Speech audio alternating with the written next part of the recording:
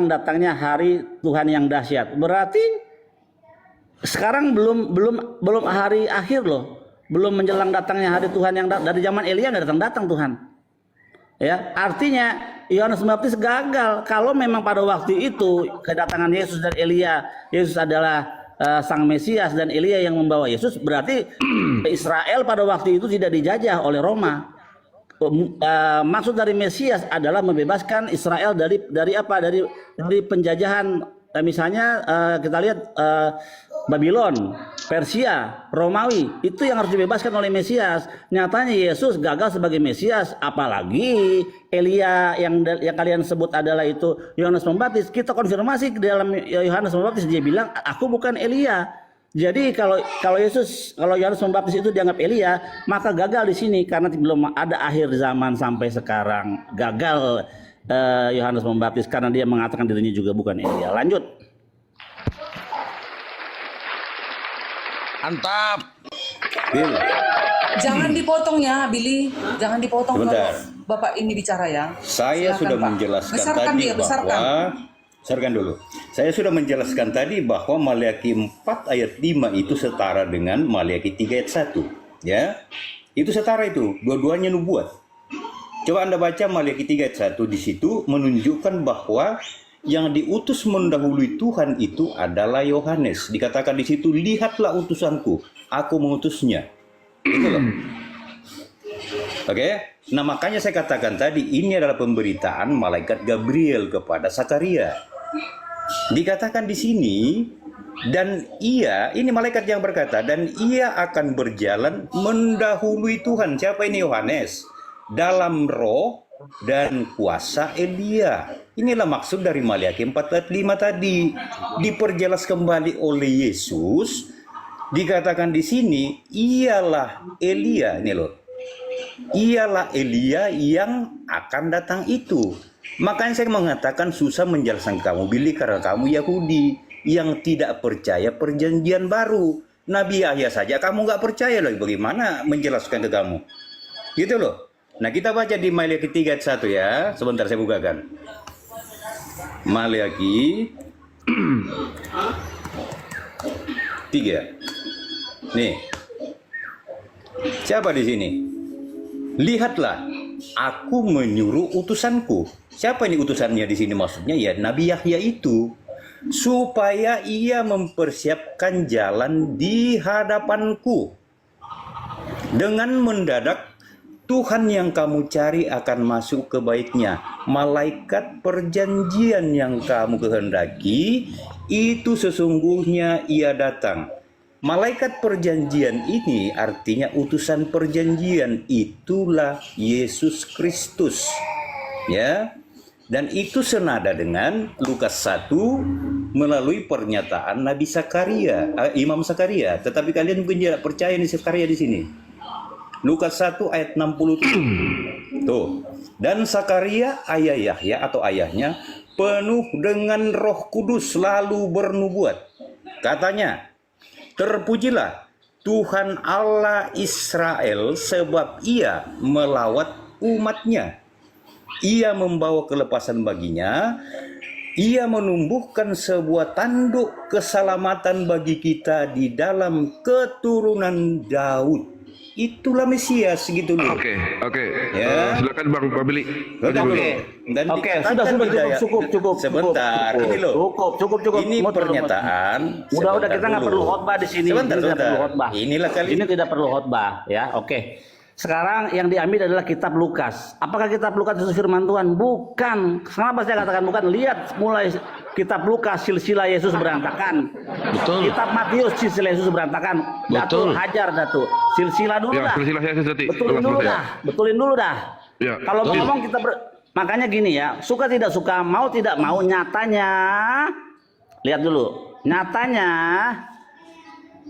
si Yohanes Pembaptis itu ditanya apakah engkau Elia ya. Coba lihat, kita baca lagi ya teman-teman. Ini fakta memang menyakitkan, nggak bisa ya. Ini fakta tertulis lagi. Suka nggak suka, mau tidak mau. Nih, besarkan dulu saya. Udah beli. Udah. Saya tetap berpegang pada ini. Kalian selaraskan dulu kitab-kitab kalian, ya. Lalu mereka bertanya kepadanya, kalau begitu siapakah engkau, Elia kah? Dan dia menjawab, bukan. Orangnya sendiri dikonfirmasi, bukan. Ampun, kenapa berpolemik, ya, improvisasi. Kamu pakai kitab Matius, Markus, ya. Matius, Lukas, ya, Lukas itu bukan firman Tuhan pewahyuannya. Kenapa? Karena firman Tuhan harus iya dan amin, tidak ada yang salah, tidak ada boleh yang salah. Kita lihat bagaimana Lukas salah di dalam silsilah Yesus. Matius juga demikian. Itu harus dibetulin dulu karena firman Tuhan yang benar-benar firman Tuhan tidak boleh salah. Maka Matius, Lukas itu bukan firman Tuhan karena terdapat kesalahan di situ. Lanjut. Ya dikit ya, dikit. Nggak usah, Sebelum ke ini, bentar. Kamu nggak nyambung di sini. Ini loh, ayat Iya, 13. Tunggu dulu. Saya dikit ya, saya dikit ya, sedikit habis ini kalau ya. Ini ada dua silsilah antara Matius dan Lukas. Ini ada dua, ya. Dua-duanya secara silsilah gabrul. Dan ini firman Tuhan. Lukas dan Matius. Nggak nyambung itu. Ya. Ada peringatan, tetap belajar. Yang di bawah tolong di tetep lagi. Nggak nyambung itu. Aduh. Iya, menurut Bang Billy, kalau firman Tuhan itu berarti nggak ada yang salah. Tapi Lukas dan Matius ini salah dua-duanya. Itu aja. Oke, Bang Billy, lanjut. Oke. Saya lanjut ya. Selamat siang semuanya, shalom. Besarkan dulu. Nggak ada gunanya ini datu Dulu ini. pendetaku ini, besarkan dulu. Ini pendetaku. Besarkan ini. dulu. Ini mewakili aku. Kalau kalian turunkan dia, aku turun. Pendeta apa Dani? Waduh, itu orang Kalimantan bukan pendeta Dani. Tadi Waduh, udah benar-benar mencret nih si Dep nih. Sebentar. Tadi Billy mengatakan bahwa Lukas itu yang saya baca tadi bukan firman Tuhan. Tetapi di ayat ini, ayat 13-nya dikatakan, tetapi malaikat itu berkata kepadanya, jangan takut hai Sakaria. Ini perkataan malaikat Gabriel loh. Itulah yang lanjut di ayat 17-nya. Dan ia akan berjalan mendahului Tuhan. Inilah Yohanes Pembaptis dalam roh dan kuasa Elia. Ya, inilah maksud Maliaki 3, 4 ayat 5 tadi. Sesuai dengan pernyataan Yesus juga di Matius 11, gitu loh. Jadi kalau Anda tidak percaya, sudah. Soal Yohanes 1 tadi, ketika Yohanes ditanya apakah kamu Elia, dan dia menjawab bukan. Karena di dalam pemahaman penanya itu, yang ditanyakan itu, apa kamu sosok Elia yang naik ke surga pada saat itu, akan turun kembali, kamu kayak itu. Jelas Yohanes menjawab, aku bukan Elia, gitu loh. Tetapi Yesus menjelaskan dan malaikat menjelaskan bahwa dia membawa kuasa dan roh Elia. Itulah Yohanes Pembaptis. Iya, Gitu loh. tapi kan orangnya Oke, ya? dikonfirmasi bukan, ya. Cukup ya. Orangnya dikonfirmasi bukan, itu yang memang menyakitkan. Iya, Faktanya yang demikian. punya pribadi sendiri ketika ditanya apakah engkau Elia, bukan katanya.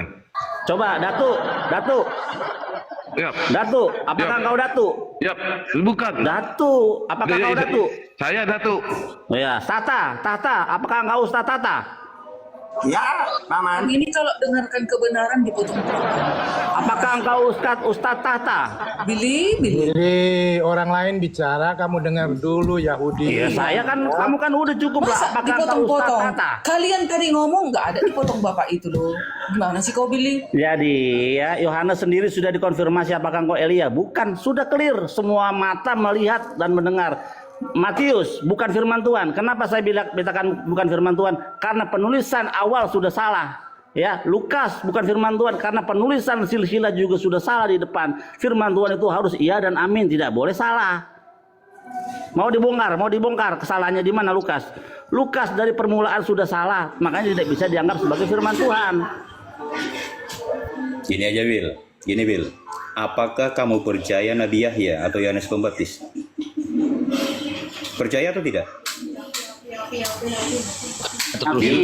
Nabi Dalam lahir di imanmu, Malayaki. kamu percaya Yohanes Pembaptis atau tidak?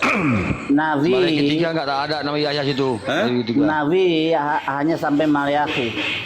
Nah, berarti memang kalian tidak percaya Yohanes Pembaptis. Untuk apa dibahas gitu? Ya, yang untuk apa kalian ya. pakai kitab kami? Kalian pakai kitab kami Bukanya, loh. Dem. Kalau makanya pakai kita kitab gini, kami, gini. kan kamu Gini. tujukan kepada siapa? Kepada Yohanes Pembaptis. Yohanes Pembaptis ditanya bukan. Makanya Oke. kalian itu lemah tanpa kitab Yahudi. Hancur Coba kalian tanpa kamu kitab buka Yahudi. Yesaya 40. Coba buka. Itu kan kitab Yahudi kan? Ya. Oke, kita buka Yesaya 40 ya. Ya, biar Bang Willy sebagai yang punya kitab yang menjelaskan. Yang lain diam. Oke, sebentar. Kita adu dia dengan Yohanes Pembaptis. Buka digedein. Baca Oke. aja di atasnya. Dibesarkan Lihat dulu. ya. Saya bukakan. Ya, Sebentar dulu. kitab Yesaya. Awas, hati-hati. Nggak ada Yesus di kitab Yesaya. Awas. Sebentar. Ya. Besarkan dulu nih. Tolong, Dev, saya minta Anda jangan memakai narasi Islam ya. Sekali lagi Anda memakai Islam saya kick Anda. Astaga. Nah, sekali lagi Anda memakai Islam saya kick Anda, serius. Gimana? Boleh? Nih. 40 ayat 3. Ada suara yang berseru-seru. Persiapkan di padang gurun jalan untuk Yotepape. Ya. Apa kata Yohanes? Di dalam Yohanes 1 ya, dikatakan jawabnya, akulah suara orang yang berseru-seru di padang gurun, luruskan jalan Tuhan seperti yang telah dikatakan Nabi Yesaya. Oke? Apakah Anda lebih benar daripada Yohanes Pembaptis? Tentu tidak. Nah, Anda sendiri mengakui tadi bahwa Anda tidak percaya Nabi Yohanes Pembaptis. Lalu apa yang mau didiskusikan di sini? Gitu, Karena Bin. kalian Oke, ya? memakai kitab Makasih. Yahudi. Iya. Yang mempersiapkan jalan untuk Hashem itu adalah siapa? Coba. Jadi kitab Kristen selalu begini teman-teman di bawah. Kitab-kitab Kristen itu selalu mengklaim apa yang ada di dalam perjanjian lama, misalnya ya. Immanuel di dalam kitab perjanjian baru nggak sama dengan Immanuel yang ada di kitab perjanjian lama, kitab Yesaya. Immanuel itu Tuhan beserta kita, Ahaz dan Yerusalem, nggak ada hubungannya dengan Yesus 700 tahun kemudian. Nah begitu juga dengan ini, persiapkanlah jalan bagi Tuhan. Mereka ambil dari kitab Tanakh, kitab Yesaya, disematkan kepada Yohanes Pembaptis, padahal bukan sama sekali. Bukan kepada Yohanes Pembaptis ini suara yang berseru di padang. Loh, Persiapkan jalan gimana untuk Tuhan. sih, Bil? Aduh. Sabar dong, saya tadi Diam. diam loh. Pendeta kok congor babi. Lanjut. Ya, kau ini Tunggu kayak bentar. kau Billy. Kau tadi motong-motong. Apanya kalian ini? Ya, ya kalian kan Ustaz cuma sekarang ngomong. klarifikasi Kalian mau Ustaz. keroyok kalian itu kayak gitu loh. Enggak. Sekarang Bang harus tata karena Bang Billy sudah Oh, saya mau cari dalilnya. Habis ini saya mau cari dalilnya. Betul. Sebentar. Saya sanggah. Diam dulu, Dev. Diam dulu, Dev. Ganti Dem. Itu gantian udah dengan Bang Billy itu lanjut biar tak Iya, potong-potong. dia dapat poinnya, Pak. Sama Billy. Tang-tang nggak Islam itu bisa, nggak ada kaitan nggak di sini masuk. sebenarnya. Nggak ada kaitan Islam di sini. Ya, kau Iya. diam dulu, kau diam dulu, Ini Yahudi kau diam dengan dulu, Kristen kau diam ini. dulu, biar ada niat. Betul. Kau diam dulu. Silakan Bang Billy dibantah, Bang Billy. Oke ya, kita lihat. Ya. Ini ayat 3 ya.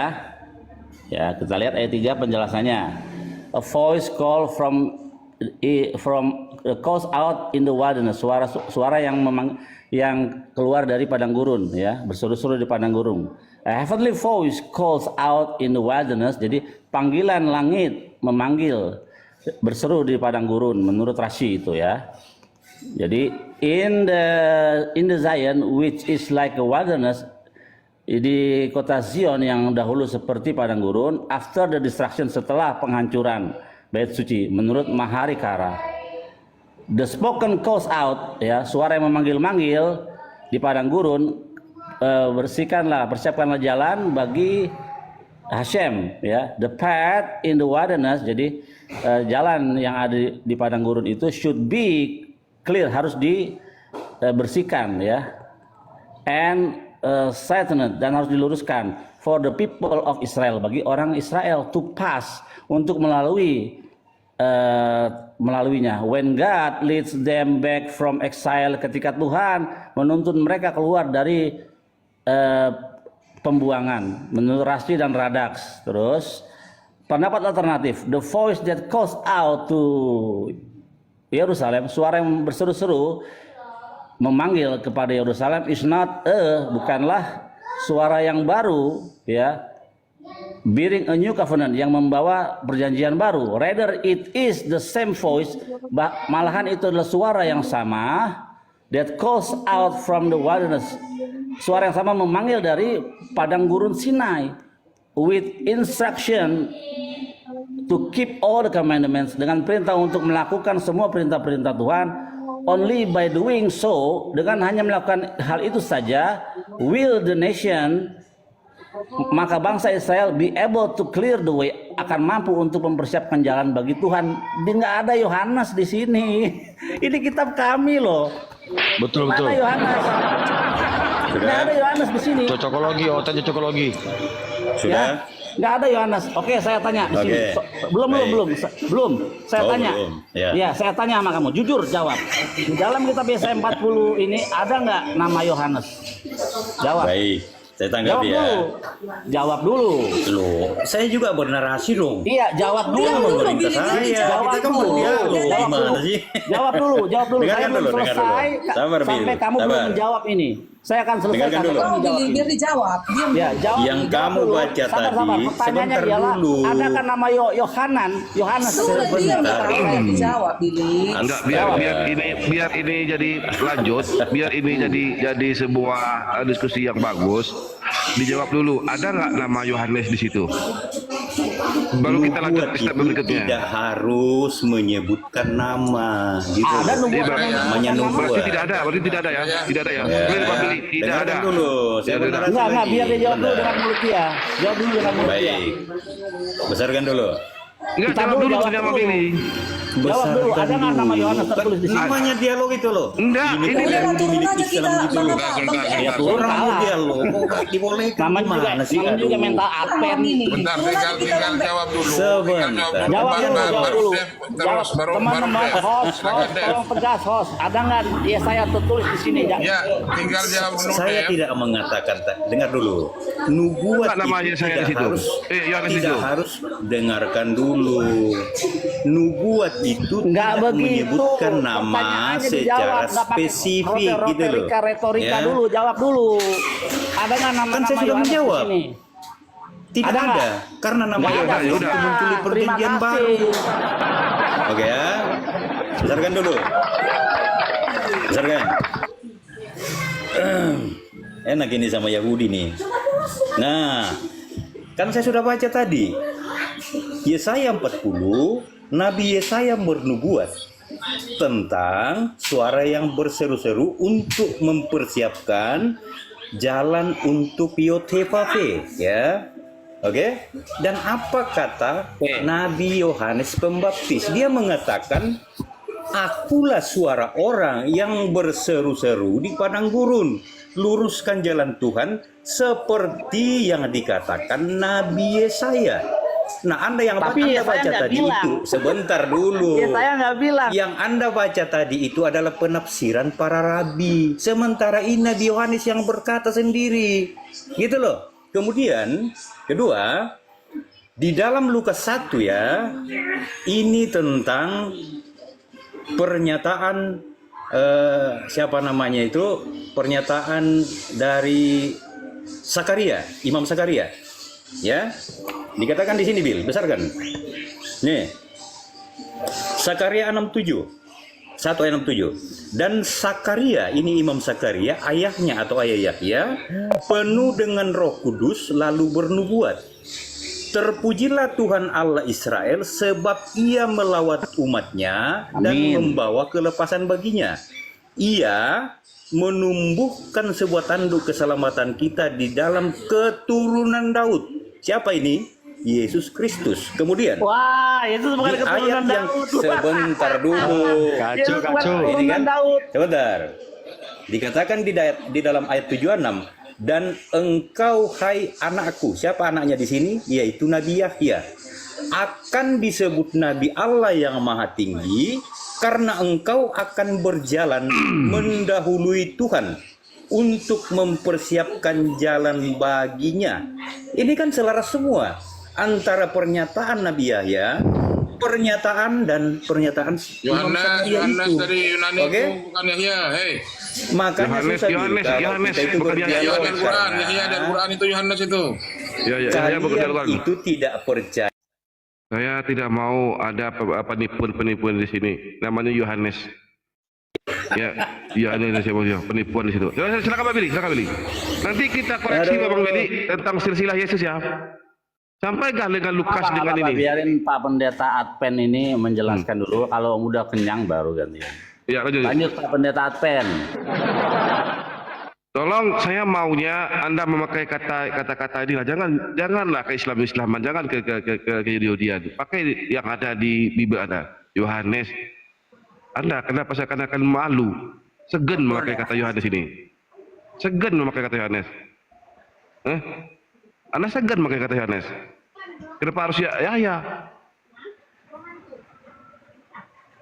Iya, segan memakai kata Yohanes. Kemana tuh pendetanya? Kabur dia. Kabur.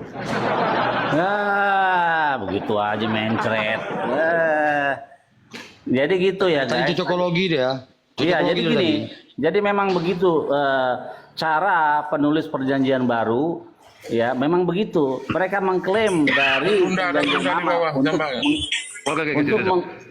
mereka begitu cara kerja perjanjian baru. Mereka mengklaim perjanjian lama kitab orang-orang nabi-nabi Yahudi diklaim sama mereka untuk menggambarkan Yesus di situ. Nyatanya tadi sudah jelas dia mengatakan dalam Yesaya 40 tidak ada nama Yesaya, tidak ada nama Yohanes.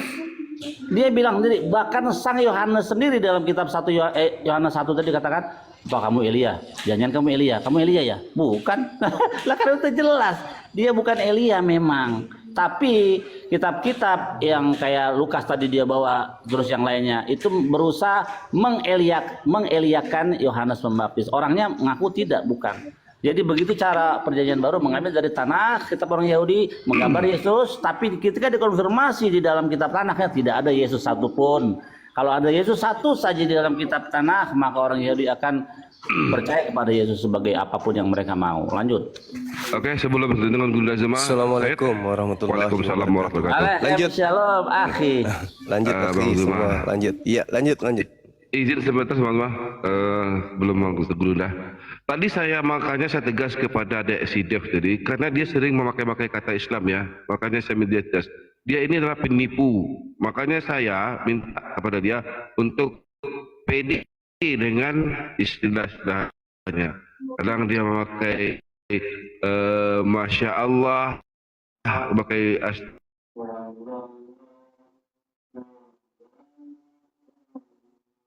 saya tegas saja ya, gitu aja. Lanjut Guru dah. Ya, Silakan, sahabat yang Kristen. sekalian, saya belum nyimak tadi, silakan dilanjutkan aja dulu. Naikkan ini pasiennya. Iya. Biar Tadi kita Aki terapi. membahas Iya, gimana? Ya, tadi membahas soal siapa yang lebih hebat, Elia atau Yesus. Aku bilang Elia, karena kedatangan Yesus itu harus nunggu Elia. Kalau Elia nggak datang, Yesus nggak bisa datang. Kan dalam kitab Maliaki tadi, Maliaki 5 dikatakan bahwa di hari yang akhir zaman nanti Elia akan datang sebelum hari yang akhir nanti. Artinya kalau Mesias itu Yesus nggak bisa datang tanpa Elia. Jadi Elia yang adalah manusia mendapatkan mandat dari Tuhan. Nah, sang Yesus ini harus menunggu kedatangan yang diberikan mandat, yaitu Elia. Berarti Elia lebih besar dari Yesus karena Elia tidak pernah dipeluk oleh pelukan maut. Lanjut. Nah, itu dia. Ini saya kalau jadi Kristen,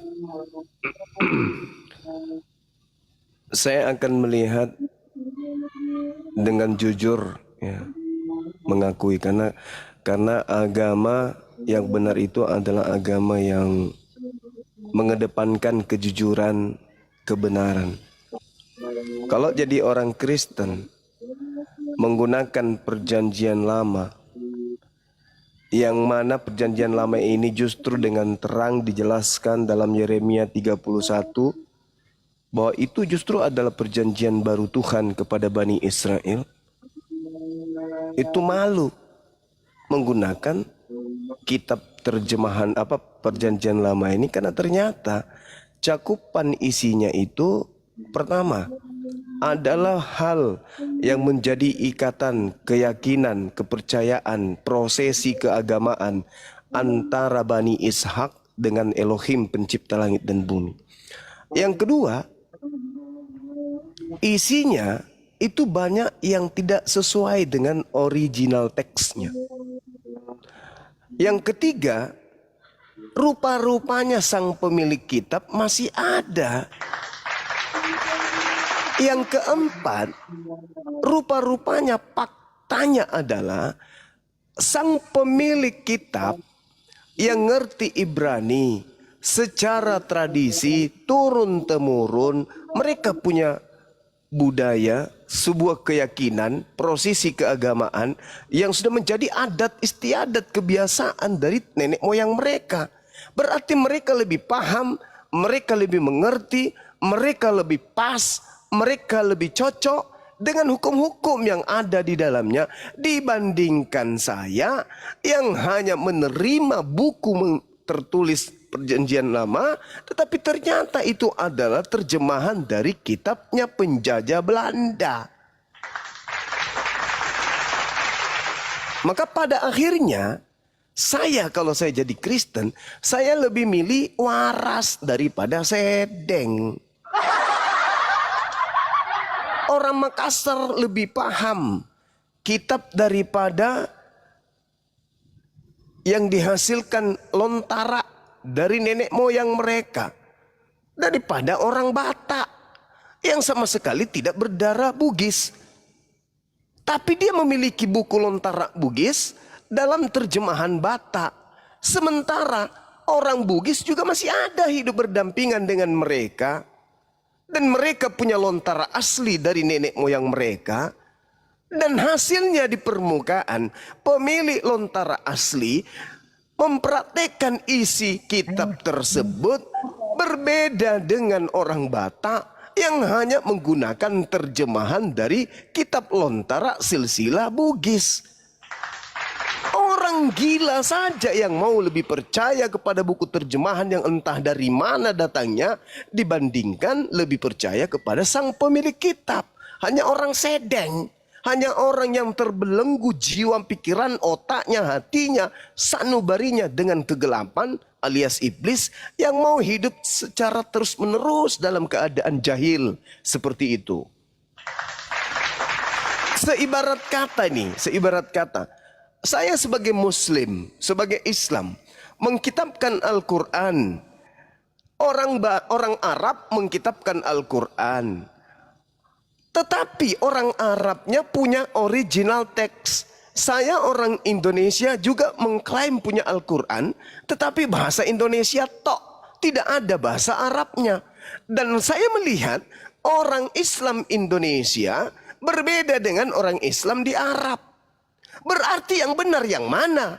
Yang Islam yang Arab, yang ngerti Arab, yang kitabnya Arab, yang turunan dari penerima kitab dari Arab, atau saya orang Indonesia yang tidak ada darah Arabnya, tidak ada kitab Arabnya, tidak ngerti bahasa Arab, bukan silsilah dari Nabi Ismail, tetapi agama saya berbeda dengan agama sang pemegang kitab as-suci Al-Quran yang menggunakan original teks yang sudah jadi adat istiadat prosesi keagamaan secara turun-temurun tak henti-hentinya, tak putus-putusnya dari sang sumber, berbeda dengan agama saya di Indonesia hanya menggunakan terjemahan. Sudah pasti orang waras kayak saya akan meninggalkan yang terjemahan dan memilih yang original teks. Itu kalau waras.